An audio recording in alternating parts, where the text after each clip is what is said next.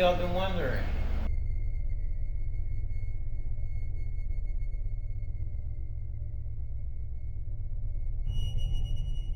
Why haven't you been uploading? What's going on? If you haven't uploaded nothing since you was doing freaking the reaction with Dashy, I had to answer y'all questions.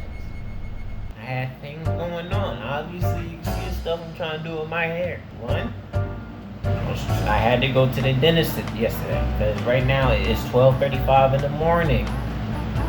I had to go to the dentist yesterday. I had to get up around like 7, got in the shower, then went straight to the dentist too.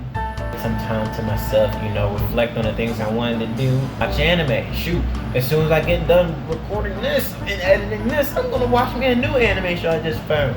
Shout out to my boy James. James, you gotta watch this anime that I'm about to put you on, bro. It's called Shimonetta. 18 plus. Shimonetta. You gotta watch that, my boy. Last time, I haven't uploaded Fright Night Fridays within 2 weeks. But today, Fright Night Saturdays, you know, cause I'm late. Hey, you late too, cause I bet you're not even watching this on time. I bet you I had to come get you to tell you to come watch this. Then I'm looking at you. Stay on this video. Don't click off. You are a part of the community now, and you're going to stay with this community.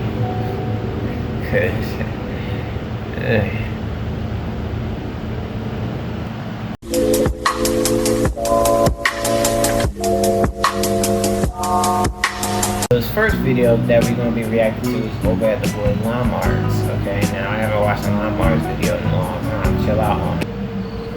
It was Halloween night, and I was home alone. I had planned to spend the evening watching scary movies and eating candy, but I started to feel uneasy as the night went on. I tried to rationalize it away, telling myself that it was just the spooky atmosphere of the holiday, but I couldn't shake the feeling that something was wrong. I was about to check all the locks and go upstairs when I heard a noise coming from the basement. I froze, listening intently. There it was again, a faint scuffling sound. Someone was definitely down there. Without thinking any further, I grabbed a baseball bat and crept quietly down the stairs. I peered around the corner, bat at the ready, but there was nothing there. The basement was empty. I slowly made my way over to the other side, heart pounding in my chest. Again, there was nothing there. I was starting to feel like a fool. Maybe it was just the wind or something. I was about to go upstairs when I heard the noise again. Only this time it was coming from right behind me. I turned around slowly, bat held out in front of me, but there was still nothing there. I was starting to freak out. I turned to go back upstairs, and that's when I saw it. There was a figure standing in the doorway at the top of the stairs, watching me. I couldn't see its face, but I could tell it was wearing a mask. And then, it spoke. Trick or treat.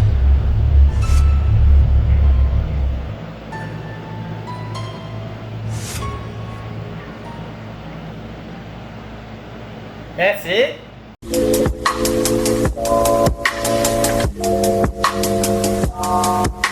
The next one is also by Lamar's. I'm gonna let you keep it out. And, you know, this is a whole Lamar video series again. So I'm gonna let y'all know. This is called A True Tender Dating Horror Story. Thanks to Shudder for sponsoring this video. Get a free 30-day trial using code LLAMA at shudder.com. More details at the end of the video.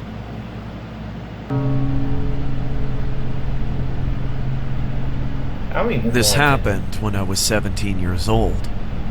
It's been nearly 2 years since my girlfriend broke up with me, and I was very chewed up about it on the inside. Screw 2 years. It's been 2 months since my girlfriend broke up with me. And I started to get focused back on my grind.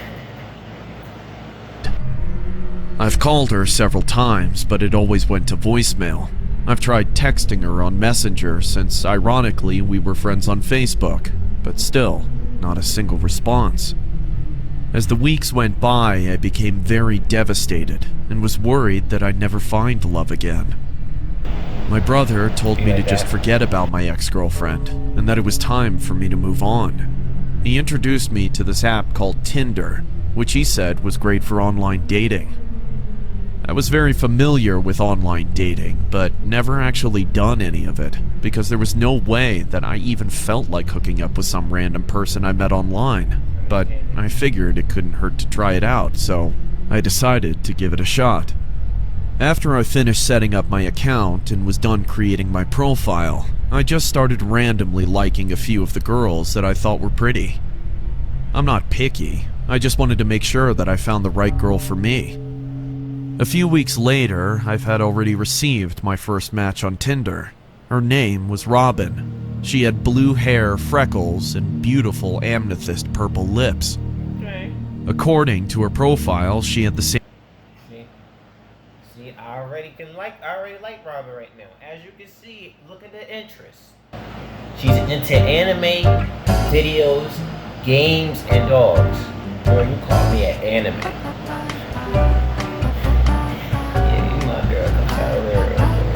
Same interest in the stuff I was into, and was even around the same age as me. Even better, she lived in the same town as me. By the way, I live in Memphis, Tennessee. We started having a friendly group chat on Tinder, which was going well. Her message said, "You may not know me, but we went to the same high school." I replied, "Are you sure?" She said, "Yeah, I was always the quiet one at the back of class. Anyways, I think you're really cute. We should hang out sometime." I agreed and asked her to where she wanted to hang out, where to meet her, and what time I should be there. She said we'd hang out at her place and meet her at the park tomorrow night at around 9 p.m. I accepted. I got to the park that night at around 9 p.m. sharp. I didn't call her because I didn't want to sound too desperate. Some time passed and I finally decided to call her to no response. I also tried texting her to no avail as well. It was around 9:30 p.m. There was still no sign of her and I was beginning to grow impatient. We got there at 9 o'clock sharp. 30 minutes later, the girl still ain't show up. It's an evil world we live in. I was starting to think that maybe she wasn't going to show up at all. I sighed and said, I knew this was too good to be true. She's not even here yet. Screw it. I'm going home. I can't believe I came out here this late for nothing. Oh well, so much for online dating. I was about to start my walk home when suddenly I saw a black convertible pull up to my location. The car stopped right in front of me, and the window rolled down, revealing a creepy-looking old man who was probably in his mid-30s. He gazed at me with a weird smile and asked, "You going somewhere, kid?" I responded, "Yeah, I'm just headed home." He asked me why I was out there this late, and told him that I was supposed to meet someone, but it seemed like she wasn't going to show up. He said, "Oh, you must be waiting for my daughter." The man, by the name of Jeff, introduced himself to me as Robin's father, and said that Robin has told him a lot about me. He told me that Robin couldn't meet me at the park because she remembered that was the night she had to go to a slumber party with her friends, and she forgot to cancel. He told me she wouldn't be home till 11 o'clock, and that's when I knew my night was a bust. He apologized and offered to give me a ride home. I knew it was going to take too long for me to walk, so I accepted. It was going to be a long drive, but luckily I knew all the shortcuts to my house. I told him where I lived and how to get there as I got into the car. After a few minutes, I was feeling tired from being out so late, so I closed my eyes for just a few short seconds and dozed off. Not long afterward, I awoke. Feeling a little drowsy, I rubbed my eyes and realized that I was still in the car. I asked the man where we were, as this wasn't the usual route to my house. He said, "Relax, kid, this is a shortcut. We're almost there." I asked where we were going, and then he looked at me with some sinister grin on his face and just chuckled. I felt my heart almost explode out of my chest as he did that. I looked down and saw a handgun sticking out of his jacket pocket. I put two and two together and realized what was happening. I told him, "Let me out Now! He responded, no. Then, he put his foot on the accelerator, speeding up the car. I tried to get out, but he had already put the child lock on. It seemed hopeless. I was trapped. There was no way out. To make matters worse, we were driving through a forest area with no cell service. I couldn't even call for help. But I just had to get out. As soon as the car started to slow down, I stabbed him in his shoulder with a pocket knife that I found on the floor. He screamed in pain as I was able to turn off the child lock, unlock the door, and run as fast as I could into the woods. While I was running, I could hear multiple gunshots being fired at me, but luckily not a single one hit me. I never looked back because I had the fear of the man chasing me at the back of my mind. I dove behind a tree and hid under a bush. I heard the man yelling, "You can't hide from me! I will find you!" I covered my mouth with my hands and held my breath, trying not to make a sound. If you left his car keys in the freaking car, keep it a beam, I would took your car and dash. Hey, I got a whole new car, Mom and Dad. Wow. Yeah, get into it. Hey, yo, what the? Everything was silent for a while, until I saw the man was looking for me with a flashlight. He flashed it past me multiple times.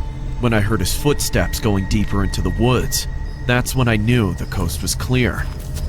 I ran, using the flashlight on my phone to help navigate me through the dark and scary woods. In hindsight, I knew that was a stupid move considering the situation. I could hear the leaves crunching and the twigs snapping as I ran, which would also easily give away my position. When the crunching and snapping got louder, I looked behind me and my heart dropped when I saw that the man was chasing me. I ran as fast as I could with the man hot on my tail, firing every single last live round he had in his gun, but thankfully the shots missed again.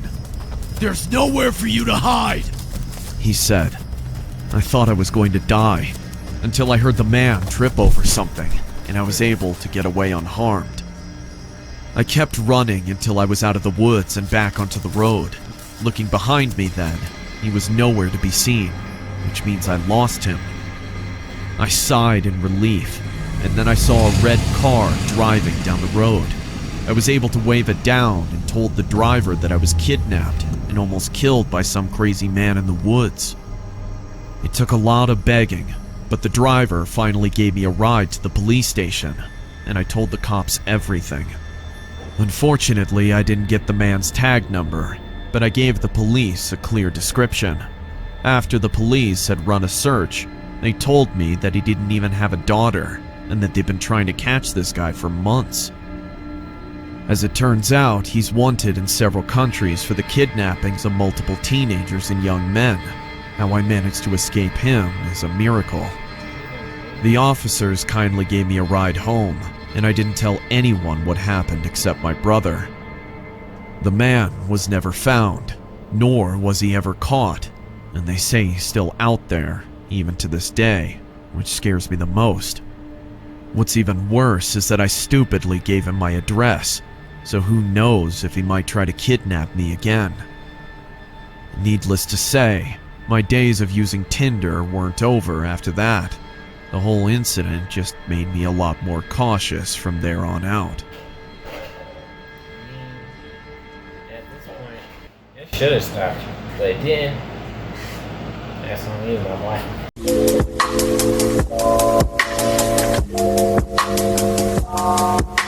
Alright, so the last part for this week, guys, I know it's going to be a short, Friday Night Fridays, but the thing is, though, like I just told you guys, I'm trying to watch this video, and it's dang near almost 1 o'clock. Inhuman Entity.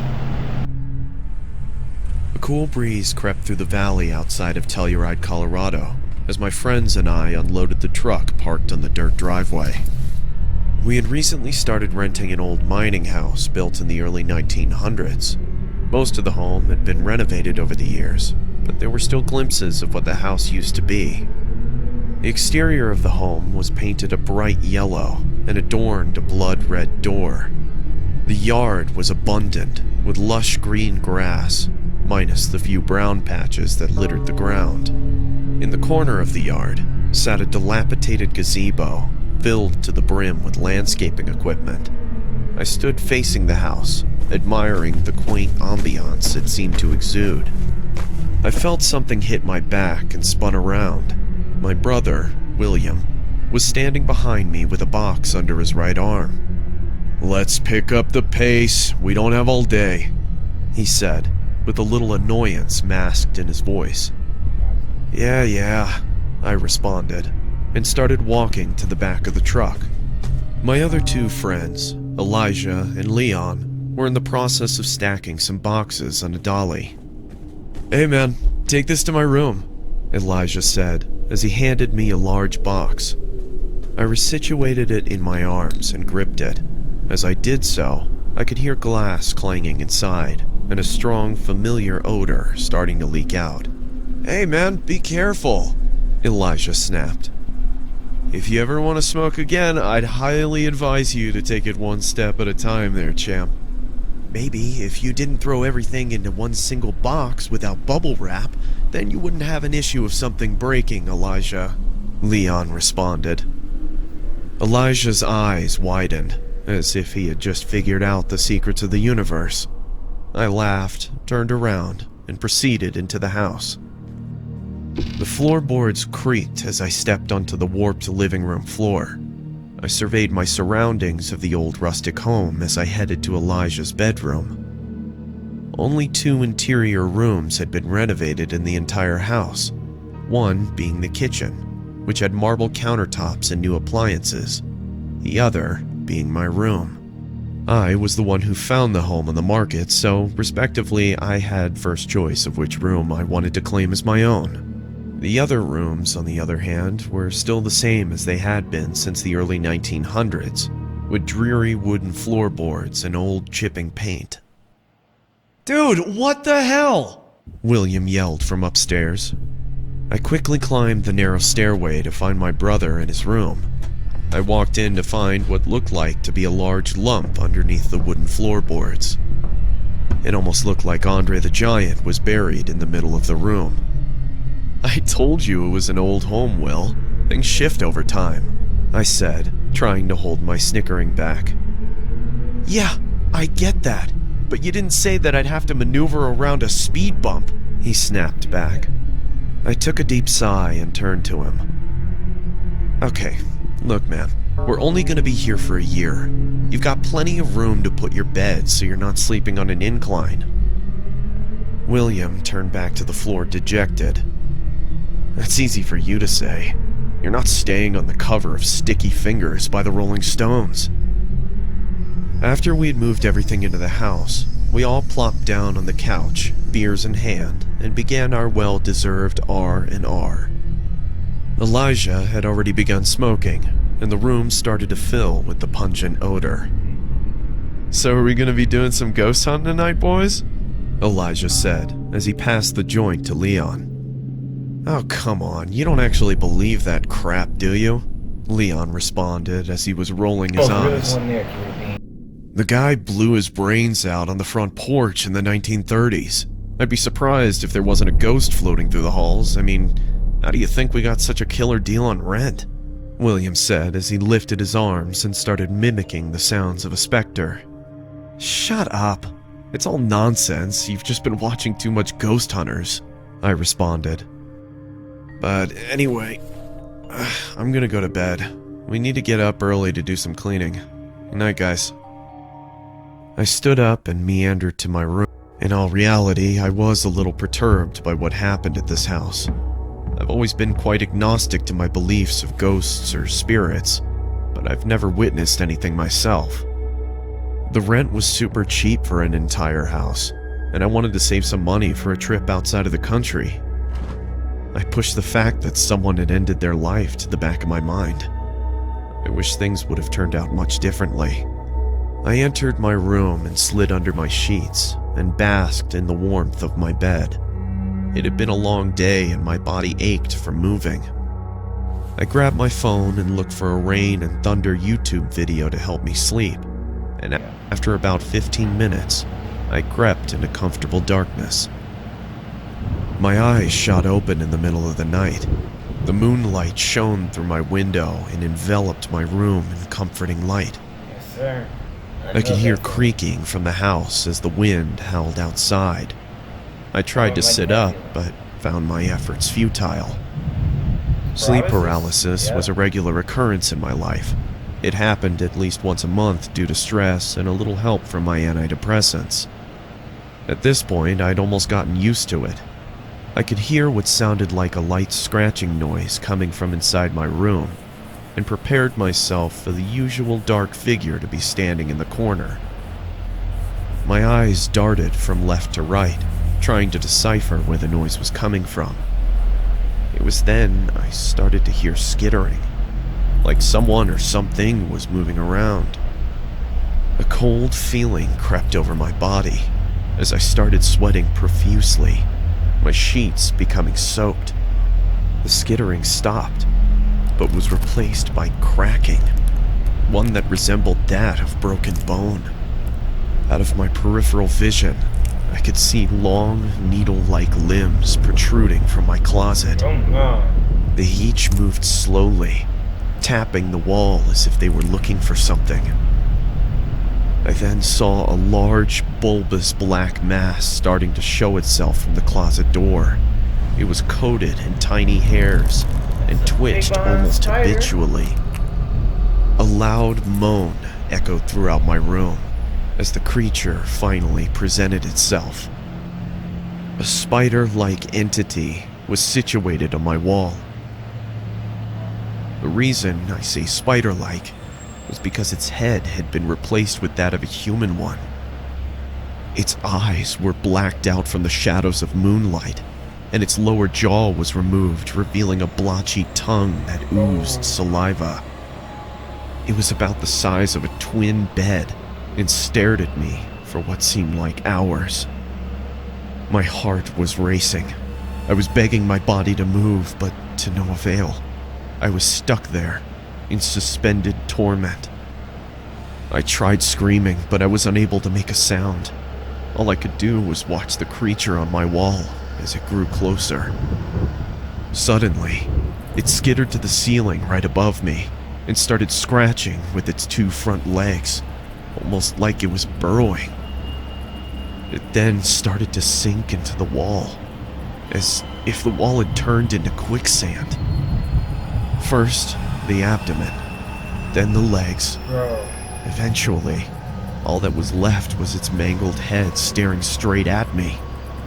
Those cold, dead eyes boring into my soul. I could hear it moaning, and I could feel the drips of saliva hit my torso. The creature then let out an inhuman roar and vanished into my ceiling. My body was finally released, and I jolted out of my bed screaming. As I did, the house erupted into more terrified outcries coming from upstairs. Apparently, I wasn't the only one who saw something, and unfortunately, it wouldn't be the last time either.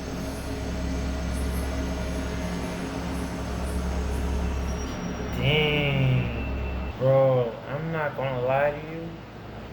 So that was on the brother's floor because the brother was saying something about like a speed bump. But the speed bump was actually that spider thing. Like I said, I got y'all at least like 4 or 5, videos for next week. I'm trying to say this. We got 3 more subscribers to go until the Knights hit 100 subscribers. I started this channel technically like in the beginning of July. I started this channel on 4th of July, but like I really appreciate all y'all, sticking around watching these videos, seeing the videos reach over. I saw that we end up having over 100 views in the videos that I've uploaded. See that like y'all really end up enjoying the views. Y'all also commenting. I would really want to keep seeing that, especially from the Knights. This is a growing community. We'll always continue, and I will see you thrill speakers next Fridays.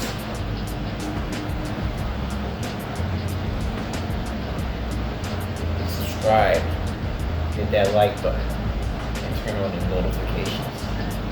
And I will see you guys week. Now, I'm gonna go watch some anime.